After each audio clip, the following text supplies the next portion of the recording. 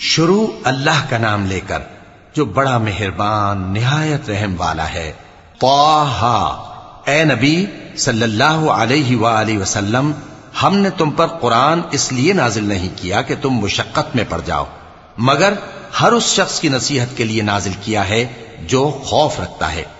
یہ اس ذات کا اتارا ہوا ہے جس نے زمین اور اونچے اونچے آسمان بنائے، یعنی رحمان، جو عرش پر جلوہ افروز ہوا۔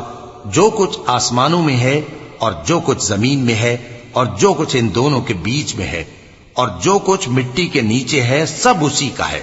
اور اگر تم پکار کر بات کہو تو کیا ہے، وہ تو آہستہ کہی ہوئی اور نہایت پوشیدہ بات تک کو جانتا ہے۔ اللہ وہ معبود برحق ہے کہ اس کے سوا کوئی معبود نہیں ہے، اس کے سب نام اچھے ہیں۔ اور کیا تمہیں موسیٰ کے حال کی خبر ملی ہے؟ جب انہوں نے آگ دیکھی تو اپنے گھر والوں سے کہا کہ تم یہاں ٹھہرو، میں نے آگ دیکھی ہے، میں وہاں جاتا ہوں، شاید اس میں سے میں تمہارے پاس انگارہ لاؤں یا آگ کے مقام سے اپنا رستہ معلوم کر سکوں۔ پھر جب وہ وہاں پہنچے تو آواز آئی کہ اے موسیٰ، میں تو تمہارا پروردگار ہوں، تو اپنے جوتے اتار دو، تم یہاں پاک میدان یعنی طویٰ میں ہو، اور میں نے تم کو منتخب کر لیا ہے، تو جو حکم دیا جائے اسے سنو۔ بے شک میں ہی اللہ ہوں، میرے سوا کوئی معبود نہیں، تو میری عبادت کیا کرو اور میری یاد کے لیے نماز پڑھا کرو۔ قیامت یقیناً آنے والی ہے، میں چاہتا ہوں کہ اس کے وقت کو پوشیدہ رکھوں تاکہ ہر شخص جو کوشش کرے اس کا بدلہ پائے۔ تو جو شخص اس پر ایمان نہیں رکھتا اور اپنی خواہش کے پیچھے چلتا ہے، کہیں تم کو اس کے یقین سے روک نہ دے، تو اس صورت میں تم ہلاک ہو جاؤ۔ اور اے موسیٰ، یہ تمہارے داہنے ہاتھ میں کیا ہے؟ انہوں نے کہا، یہ میری لاٹھی ہے، اس پر میں ٹیک لگاتا ہوں اور اس سے اپنی بکریوں کے لیے پتے جھاڑتا ہوں، اور اس میں میرے اور بھی کئی فائدے ہیں۔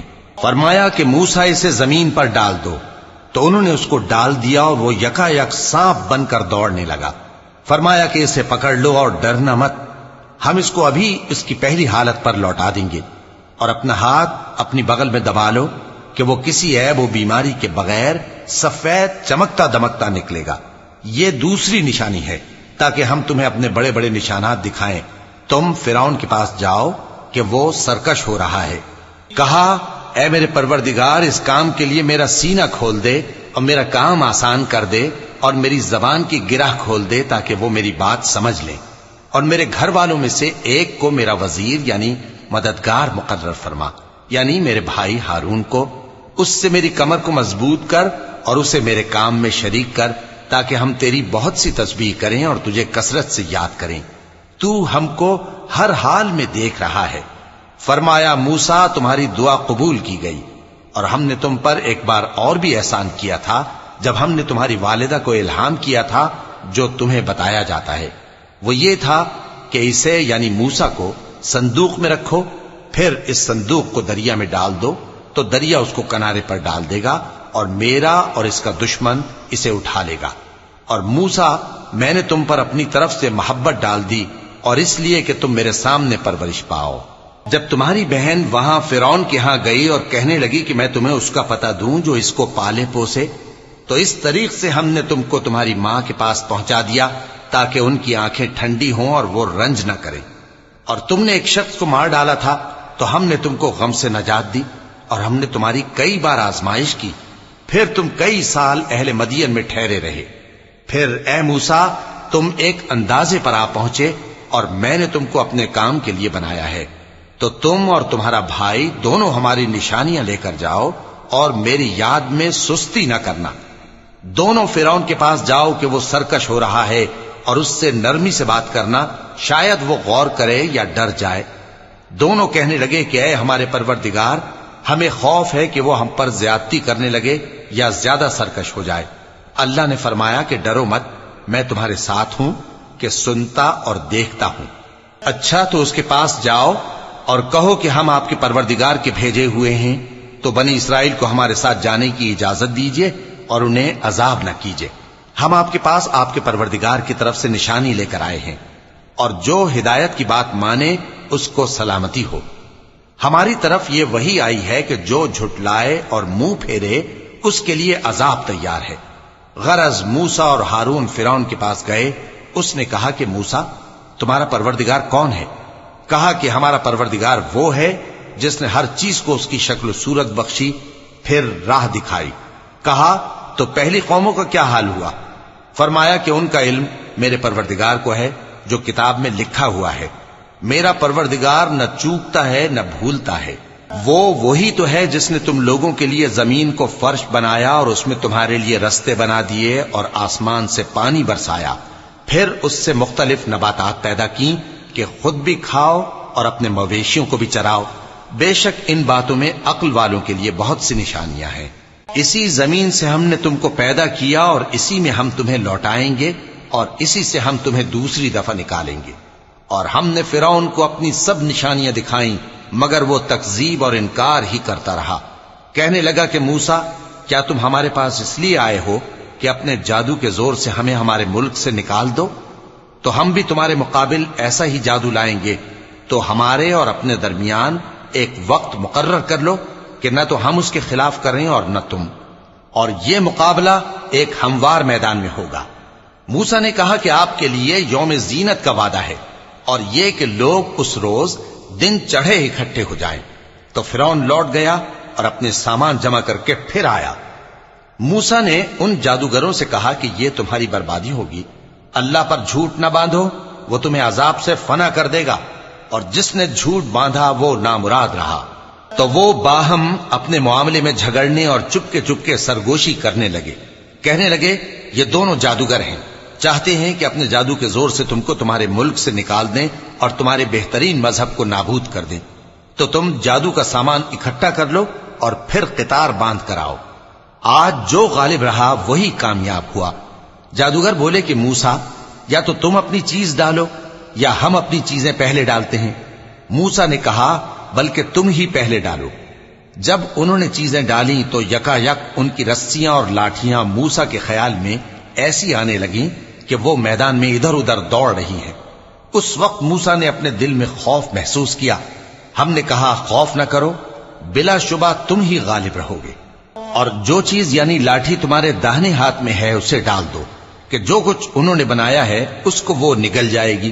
جو کچھ انہوں نے بنایا ہے یہ تو جادوگروں کے ہتھ کنڈے ہیں، اور جادوگر جہاں بھی جائے کامیاب نہیں ہوگا۔ اس پر جادوگر سجدے میں گر پڑے، کہنے لگے کہ ہم موسیٰ اور ہارون کے پروردگار پر ایمان لائے۔ فرعون بولا کہ پیشتر اس کے کہ میں تمہیں اجازت دوں تم اس پر ایمان لے آئے؟ بے شک یہ تمہارا بڑا یعنی استاد ہے جس نے تم کو جادو سکھایا ہے، سو میں تمہارے ہاتھ اور پاؤں مخالف سمت سے کٹوا دوں گا اور تم کو کھجوروں کے تنوں پر سولی چڑھوا دوں گا، اور تم کو معلوم ہوگا کہ ہم میں سے کس کا عذاب زیادہ سخت اور دیر تک رہنے والا ہے۔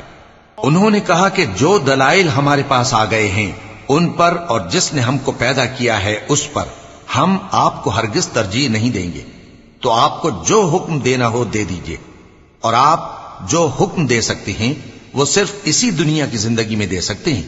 ہم تو اپنے پروردگار پر ایمان لے آئے تاکہ وہ ہمارے گناہوں کو معاف کرے اور اسے بھی جو آپ نے ہم سے زبردستی جادو کرایا، اور اللہ سب سے اچھا ہے اور ہمیشہ باقی رہنے والا ہے۔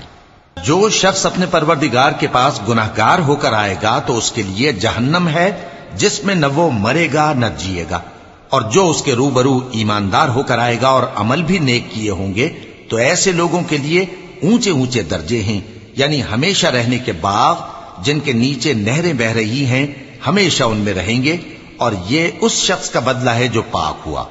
اور ہم نے موسیٰ کی طرف وہی بھیجی کہ ہمارے بندوں کو راتوں رات نکال لے جاؤ، پھر ان کے لیے سمندر میں لاٹھی مار کر خشک رستہ بنا دو، پھر تم کو نہ فرعون کے آ پکڑنے کا خوف ہوگا اور نہ غرق ہونے کا ڈر۔ پھر فرعون نے اپنے لشکروں کے ساتھ ان کا تعاقب کیا تو سمندر کی موجوں نے ان پر چڑھ کر انہیں ڈھانک لیا یعنی ڈبو دیا، اور فرعون نے اپنی قوم کو گمراہ کر دیا اور سیدھے رستے پر نہ ڈالا۔ اے آل یعقوب، ہم نے تم کو تمہارے دشمن سے نجات دی اور تورات دینے کے لیے تم سے کوہ طور کی داہنی جانب مقرر کی اور تم پر من اور سلوہ نازل کیا، اور حکم دیا کہ جو پاکیزہ چیزیں ہم نے تم کو دی ہیں ان کو کھاؤ اور اس میں حد سے نہ نکلنا، ورنہ تم پر میرا غضب نازل ہوگا، اور جس پر میرا غضب نازل ہوا وہ ہلاک ہو گیا۔ اور جو توبہ کرے اور ایمان لائے اور عمل نیک کرے پھر سیدھے رستے چلے اس کو میں بخش دینے والا ہوں۔ اور اے موسیٰ، تم نے اپنی قوم سے آگے چلے آنے میں کیوں جلدی کی؟ کہا وہ میرے پیچھے آ رہے ہیں۔ اور اے میرے پروردگار، میں نے تیری طرف آنے کی جلدی اس لیے کی کہ تو خوش ہو جائے۔ فرمایا کہ ہم نے تمہاری قوم کو تمہارے بعد آزمائش میں ڈال دیا ہے، اور سامری نے ان کو بہکا دیا ہے۔ اور موسیٰ غصے اور غم کی حالت میں اپنی قوم کے پاس واپس آئے اور کہنے لگے کہ اے قوم، کیا تمہارے پروردگار نے تم سے اچھا وعدہ نہیں کیا تھا؟ کیا میری جدائی کی مدت تمہیں لمبی معلوم ہوئی، یا تم نے یہ چاہا کہ تم پر تمہارے پروردگار کی طرف سے غضب نازل ہو، اور اس لیے تم نے مجھ سے جو وعدہ کیا تھا اس کے خلاف کیا؟ وہ کہنے لگے کہ ہم نے اپنے اختیار سے آپ سے وعدہ خلافی نہیں کی، لیکن ہم ان لوگوں کے زیوروں کا بوجھ اٹھائے ہوئے تھے، پھر ہم نے اس کو آگ میں ڈال دیا، اور اسی طرح سامری نے ڈال دیا۔ تو اس نے ان کے لیے ایک بچڑا بنا دیا، یعنی ایک بے جان جسم جس میں گائے کی سی آواز تھی۔ تو لوگ کہنے لگے کہ یہی تمہارا معبود ہے اور یہی موسیٰ کا معبود ہے، مگر وہ بھول گئے ہیں۔ تو کیا یہ لوگ نہیں دیکھتے کہ وہ ان کی کسی بات کا جواب نہیں دیتا، اور نہ ان کے نقصان اور نفع کا کچھ اختیار رکھتا ہے؟ اور ہارون نے ان سے پہلے ہی کہہ دیا تھا کہ لوگوں، اس کے ذریعے تمہیں فتنے میں ڈال دیا گیا ہے، اور تمہارا پروردگار تو رحمان ہی ہے، تو میری پیروی کرو اور میرا کہا مانو۔ وہ کہنے لگے کہ جب تک موسیٰ ہمارے پاس واپس نہ آئیں، ہم تو اس کی پوجا پر قائم رہیں گے۔ پھر موسیٰ نے ہارون سے کہا کہ اے ہارون، جب تم نے ان کو دیکھا تھا کہ گمراہ ہو گئے ہیں تو تم کو کس چیز نے روکا تھا؟ یعنی اس بات سے کہ تم میرے پیچھے چلے آؤ، بھلا تم نے میرے حکم کے خلاف کیوں کیا؟ کہنے لگے کہ اے ماں جائے، میری داڑھی اور سر کے بالوں کو نہ پکڑیے، میں تو اس سے ڈرا کہ آپ یہ نہ کہیں کہ تم نے بنی اسرائیل میں تفرقہ ڈال دیا اور میری بات کو ملحوظ نہ رکھا۔ موسیٰ نے فرمایا تو اے سامری، تیرا کیا حال ہے؟ اس نے کہا کہ میں نے ایسی چیز دیکھی جو اوروں نے نہیں دیکھی، تو میں نے فرشتے کے نقش پا سے مٹی کی ایک مٹھی بھر لی، پھر اس کو بچڑے کے جسم میں ڈال دیا، اور مجھے میرے جی نے اس کام کو اچھا بتایا۔ موسیٰ نے کہا جا، تجھ کو دنیا کی زندگی میں یہ سزا ہے کہ کہتا رہے کہ مجھ کو ہاتھ نہ لگانا، اور تیرے لیے ایک اور وعدہ ہے، یعنی عذاب کا جو تجھ سے ٹل نہ سکے گا، اور جس معبود کی پوجا پر تو جمع ہوا تھا اس کو دیکھ، ہم اسے جلا دیں گے، پھر اس کی راکھ کو اڑا کر دریا میں بکھیر دیں گے۔ تمہارا معبود تو اللہ ہی ہے، جس کے سوا کوئی معبود نہیں، اس کا علم ہر چیز پر محیط ہے۔ اس طرح ہم تم سے وہ حالات بیان کرتے ہیں جو گزر چکے ہیں، اور ہم نے تمہیں اپنے پاس سے نصیحت کی کتاب عطا فرمائی ہے۔ جو شخص اس سے منہ پھیرے گا وہ قیامت کے دن گناہ کا بوجھ اٹھائے گا۔ ایسے لوگ ہمیشہ اس عذاب میں مبتلا رہیں گے، اور یہ بوجھ قیامت کے روز ان کے لیے برا ہوگا، جس روز سور پھونکا جائے گا، اور ہم گناہگاروں کو یوں اکٹھا کریں گے کہ ان کی آنکھیں نیلی نیلی ہوں گی۔ تو وہ آپس میں آہستہ آہستہ کہیں گے کہ تم دنیا میں صرف 10 ہی دن رہے ہو، جو باتیں یہ کریں گے ہم خوب جانتے ہیں۔ اس وقت ان میں سب سے اچھی راہ والا یعنی عاقل و ہوش مند کہے گا کہ نہیں، بلکہ صرف ایک ہی روز ٹھہرے ہو۔ اور اے نبی صلی اللہ علیہ وآلہ وسلم، لوگ تم سے پہاڑوں کے بارے میں دریافت کرتے ہیں، کہہ دو کہ میرا رب ان کو راکھ بنا کر بکھیر دے گا، پھر زمین کو ہموار میدان کر چھوڑے گا جس میں تم کوئی نشیب و فراز نہ دیکھو گے۔ اس روز لوگ پکارنے والے کے پیچھے چلیں گے اور اس کی پیروی سے انحراف نہ کر سکیں گے، اور رحمان کے سامنے آوازیں پست ہو جائیں گی، تو تم ایک ہلکی آواز کے سوا کوئی آواز نہ سنو گے۔ اس روز کسی کی سفارش کچھ فائدہ نہ دے گی مگر اس شخص کی جسے رحمان اجازت دے اور اس کی بات کو پسند فرمائے۔ جو کچھ ان کے آگے ہے اور جو کچھ ان کے پیچھے ہے وہ اس کو جانتا ہے، اور وہ اپنے علم سے اللہ کے علم کا احاطہ نہیں کر سکتی۔ اور اس زندہ و قائم کے روبرو منہ لٹک جائیں گے، اور جس نے ظلم کا بوجھ اٹھایا وہ نامراد رہا، اور جو نیک کام کرے گا اور مومن بھی ہوگا تو اس کو نہ ظلم کا خوف ہوگا اور نہ نقصان کا۔ اور ہم نے اس کو اسی طرح کا قرآن عربی نازل کیا ہے، اور اس میں طرح طرح کے ڈراوے بیان کر دیے ہیں تاکہ لوگ پرہیزگار بنیں یا اللہ ان کے لیے نصیحت پیدا کر دے۔